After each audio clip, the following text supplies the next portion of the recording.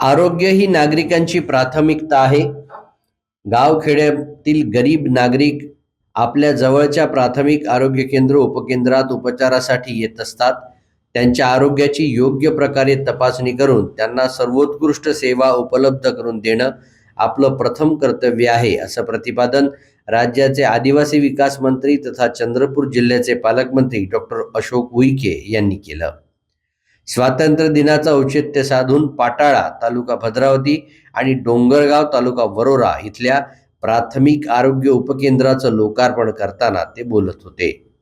यावेळी खासदार प्रतिभा धानोरकर, आमदार करण देवतळे, जिल्हाधिकारी वसुमना पंत, मुख्य कार्यपालन अधिकारी पुलकित सिंग, उपविभागीय अधिकारी संदीप भस्के, जिल्हा शल्य चिकित्सक डॉक्टर बंडू रामटेके, जिल्हा आरोग्य अधिकारी डॉक्टर अशोक कटारे आदींची उपस्थिती होती. आरोग्याच्या दृष्टीने अतिशय महत्त्वाची असलेल्या वास्तूचं आज लोकार्पण होत आहे, असं सांगून पालकमंत्री उईके म्हणाले की नागरिकांच्या आरोग्याची निगा, काळजी आणि दक्षता घेणं आपलं कर्तव्य आहे. केवळ आजारी पडल्यावरच नव्हे तर नियमितपणे आरोग्य तपासणी करणं अत्यंत गरजेचं झालं आहे. पावसाळ्यात कोणकोणते आजार होऊ शकतात याबाबत नागरिकांमध्ये जनजागृती करावी.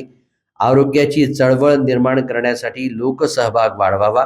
आपले गाव आपले आरोग्य संपन्न ठेवण्यासाठी सर्वांनी प्रयत्न करावे. तसंच वेळोवेळी आरोग्य शिबिरांचं आयोजन करून लोकांच्या दारापर्यंत आपली सेवा द्यावी, असंही ते म्हणाले.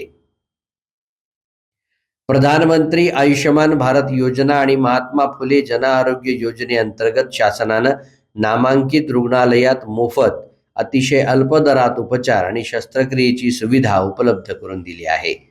शासनाच्या पॅनेलवर असलेल्या रुग्णालयांची यादी, संपर्क क्रमांक, लागणारे आवश्यक कागदपत्र आदींची माहिती आरोग्य केंद्राच्या दर्शनी भागात लावावी, असं निर्देशही पालकमंत्र्यांनी दिले.